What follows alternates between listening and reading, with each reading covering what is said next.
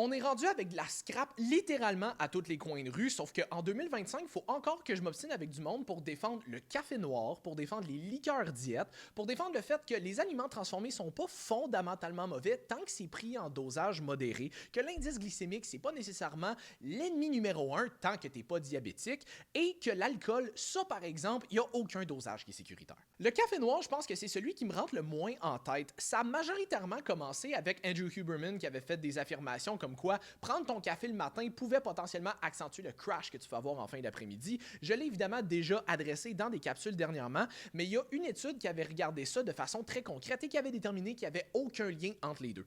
Fait que les gens aiment beaucoup ça, critiquer le fait que je dis qu'il n'y a pas de fondement derrière ça, mais la réalité, c'est que si tu regardes l'affirmation de Andrew Huberman, il n'a jamais fourni de preuves pour ça. Tout ce qu'il mentionne, c'est des mécanismes et il a déduit qu'il allait avoir un certain résultat avec ça, mais on n'a aucune littérature scientifique qui l'appuie. Ce qu'il faut que les gens comprennent, c'est que c'est pas parce que Andrew Huberman il a un titre et une notoriété que tout ce qu'il dit est vrai. Quand c'est rendu que la science a étudié explicitement ce qu'il mentionne et a déterminé que c'était faux, rendu là, le fardeau de la preuve lui revient. La science a déterminé que ce qu'il disait était faux, donc c'est pas à nous, c'est pas à la science de le démontrer, c'est à lui de fournir les preuves. Sauf que les gens, juste parce qu'il y a un titre et juste parce qu'il y a une notoriété, il y a beaucoup de following sur les réseaux sociaux, il y a une grosse plateforme, les gens vont croire ce qu'il dit aveuglément et ça a tellement été répété par d'autres influenceurs que là maintenant les gens se posent même plus la question. Mais si on regarde la littérature scientifique, la science n'est pas d'accord avec ça. Sans mentionner que là, il y a des groupes de keto-carnivores qui vont mettre du beurre dans leur café parce que apparemment que ça t'aiderait à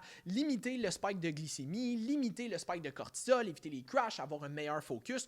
On n'a encore une fois aucune littérature pour démontrer ça. Le spike de cortisol qui vient suite à la consommation de caféine est normal. Tu n'as aucun spike de glycémie, sinon tu ferais une crise d'hypoglycémie après, ce qui n'est pas le cas. Et on n'a encore une fois aucune littérature pour démontrer qu'un intake de caféine de bonne heure le matin implique un crash en après-midi. Tout ce que tu fais en ajoutant du beurre, c'est que tu vas rajouter des calories et du gras là-dedans qui non seulement n'amélioreront pas le focus que tu vas avoir, mais en plus, tu vas te rajouter des calories vraiment inutiles parce que le café, c'est déjà 0 calories. Tu vas rajouter des calories inutiles, fait que si en plus tu avais un objectif de perte de gras, tu fais tout sauf t'aider avec ça. Fait qu'est-ce qu'on peut, s'il vous plaît, arrêter d'attaquer le café noir? C'est sûr que si on parle de café super sucré, Starbucks, avec full de sucre, full de crème fouettée, des affaires comme ça, là, c'est une autre game. Mais si on parle de café noir ordinaire, oui, il y a certaines personnes un peu plus anxieuses à qui ça fait moins. Mais c'est vraiment pas la majorité, il faut arrêter de généraliser.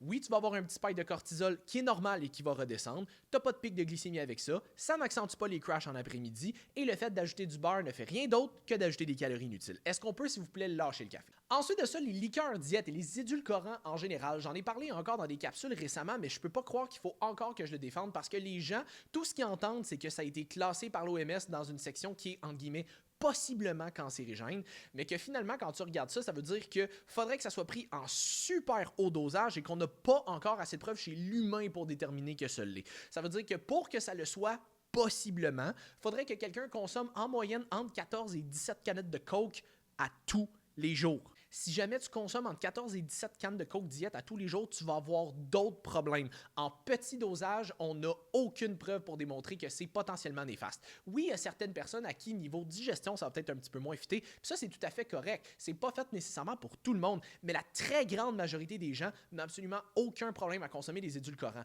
Non seulement comme c'est 0 calories, qu'il n'y a aucun sucre dedans, tu n'as aucun pic de glycémie qui vient avec ça parce que, encore une fois, tu te claquerais une crise d'hypoglycémie si c'était le cas. Comme c'est 0 calories, qu'il y a 0 sucre dedans, non, ça ne spikera pas ta glycémie parce que sinon tu te claquerais une de ces crises d'hypoglycémie après. Ça veut aussi dire que comme il y a le petit goût sucré quand même, ça peut potentiellement t'aider à contrôler des cravings, faire en sorte que ça soit plus facile d'adhérer à un plan de déficit calorique sans avoir envie de déroger et donc t'aider à avoir une meilleure perte de poids. C'est pas un fat burner, ça va pas directement faire en sorte que tu vas brûler du gras. Par contre, si ça peut t'éviter de déroger plus facilement et d'adhérer à ton plan alimentaire plus facilement, bien, ça peut t'aider à avoir une perte de gras plus facile et donc potentiellement améliorer tes marqueurs de santé aussi parce qu'en perdant du gras, tu risques d'améliorer tes marqueurs de santé. Et ça, on a beaucoup de données à l'appui. On a des méta-analyses qui déterminent que les édulcorants peuvent être favorables pour une perte de poids. Oui, il y a certaines personnes, encore une fois, chez qui c'est moins favorable parce qu'ils vont avoir peut-être des problèmes digestifs, mais c'est une minorité. Il faut contextualiser. C'est pas un outil que tu es obligé d'utiliser, mais il faut arrêter de les blâmer et de les bâcher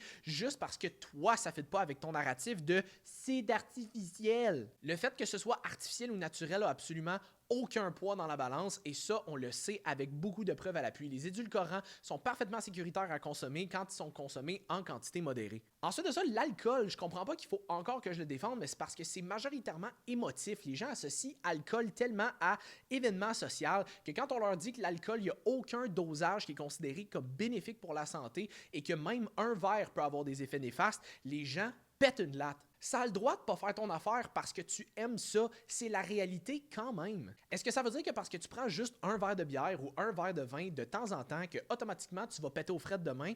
Non, ça veut juste dire qu'il faut que tu sois conscient de l'impact que ça a. Si tu en prends un petit peu de temps en temps, est-ce que ça risque d'être dramatique? Fort probablement pas, mais sache que ça a un impact négatif quand même. Et moindrement que tu as une consommation, soit fréquente ou élevée, c'est sûr que ça va finir par avoir des impacts à moyen et long terme. Et là, encore une fois, ça, c'est pas moi qui dis ça pour shame les gens qui prennent de l'alcool. Si tu veux prendre de l'alcool, prends de l'alcool. Moi, ça change absolument rien dans ma vie. Moi, je dis ça parce que je te dis les faits. Les faits sont que l'alcool, même en très petit dosage, peut avoir des effets néfastes sur la santé. Si rendu là, tu as envie d'en consommer quand même à l'occasion parce que tu aimes ça, fais-le, je m'en fous. Sauf que tu dois arrêter de te défendre par émotion. C'est ça les faits, que tu les aimes ou non. Si rendu là, tu veux continuer d'en prendre pareil, have fun, mais au moins tu vas le faire en pleine conscience. Ensuite de ça, les aliments transformés. Les aliments transformés ne sont pas fondamentalement mauvais, c'est toujours une question de dosage. Si tu prenais juste un Oreo, est-ce que tu penses que tu prendrais full de poids et que ta santé serait scrap?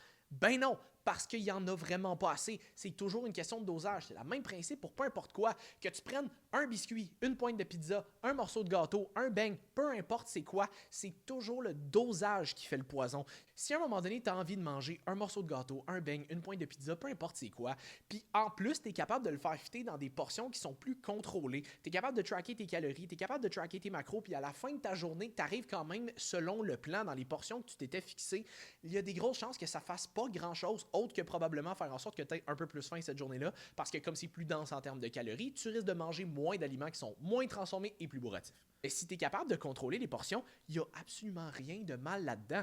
J'en ai parlé fréquemment, mais le professeur à l'université qui avait été capable de perdre 27 livres en 10 semaines en mangeant exclusivement une alimentation transformée, ses marqueurs de santé se sont améliorés avec ça quand même s'il mangeait ultra scrap. Pourquoi? Parce qu'il a perdu beaucoup de body fat et le tissu adipeux, en trop grande quantité, peut potentiellement être dommageable sur le système. Fait qu'en diminuant ton body fat, même si tu manges une alimentation qui est plus transformée, ce n'est pas une recommandation à moyen et long terme. On s'entend parce que c'est très dépourvu de micronutriments, donc de vitamines et minéraux, mais à court terme, ça peut avoir des bénéfices. Donc si tu peux trouver une façon d'intégrer une alimentation qui est peut-être un petit peu plus transformée de temps en temps à ton alimentation pour te permettre de limiter les cravings, éviter les binges et faire en sorte que tu aies un peu plus de plaisir dans ton alimentation, ça peut vraiment t'aider à long terme. Faut arrêter de démoniser des aliments et juste comprendre le contexte autour. C'est sûr que si tu en manges à tous les jours en super grande quantité, là oui, ça risque d'être très problématique. Mais si tu es capable de garder les portions modérées et d'en prendre seulement à l'occasion, d'avoir quand même une alimentation qui est majoritairement d'aliments non transformés, riches en vitamines et minéraux, tu risques d'avoir aucun problème. Finalement, l'indice glycémique, je peux pas croire qu'on fait un si gros buzz là-dessus sur les réseaux sociaux. Il y a un trend complet là-dessus depuis plusieurs mois, voire même années. Si t'es pas diabétique, le pic de glycémie, on s'en fout largement. Est-ce que ça se peut que si tu manges quelque chose qui a un indice glycémique super élevé, que tu aies un peu plus un crash en fin de journée? Ça se peut. Si tu manges quelque chose de ultra sucré, ça se peut que le crash d'énergie arrive par la suite.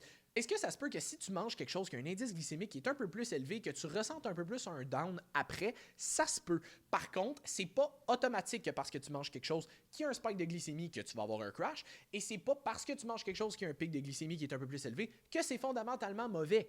Il y a aussi des études qui avaient déterminé que si tu avais un pic de glycémie qui était plus élevé, oui, tu avais un plus grand... Voyons, Chris.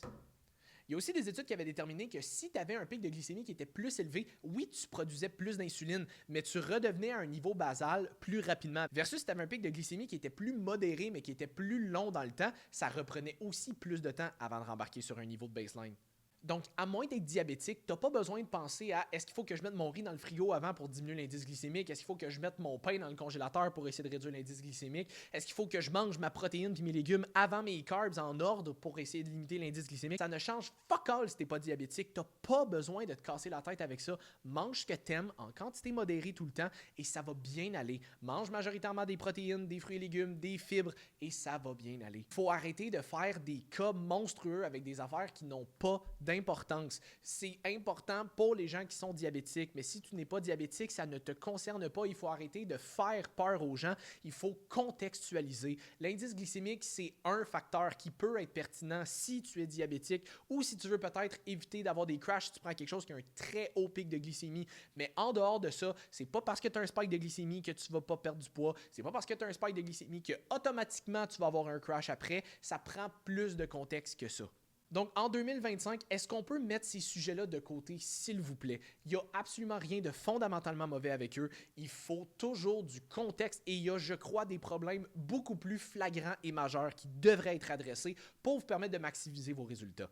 Si vous n'êtes pas encore capable d'avoir une moyenne d'alimentation majoritairement non transformée, de limiter l'alcool, de limiter la malbouffe, de vous entraîner au moins 2 à 3 fois par semaine, idéalement peut-être plus dépendamment de vos objectifs, que vous êtes capable de travailler sur votre routine de sommeil pour avoir au moins un 7 à 8 heures, que vous travaillez sur votre environnement, votre cercle social, votre gestion de stress, votre digestion, si la grosse base n'est pas travaillée, vous avez pas d'affaire à vous soucier sur est-ce qu'il faut que je mette du beurre dans mon café? Est-ce qu'il faut que je fasse attention à mon indice glycémique? Est-ce que c'est grave si je prends un Coke diète parce que j'ai vraiment envie d'avoir une liqueur? Non, c'est vraiment pas grave. Arrêtez de vous soucier des détails si la base n'est pas maîtrisée. Si jamais ça te parle à toi aussi, laisse-moi savoir dans les commentaires, c'est quoi toi l'affaire que tu es plus capable d'entendre sur les réseaux sociaux. Je serais curieux de le savoir, puis je serais curieux de même potentiellement l'adresser dans le futur. Si jamais tu as aimé la vidéo, je t'encourage à liker et t'abonner pour ne manquer aucune vidéo et on se revoit pour la semaine prochaine.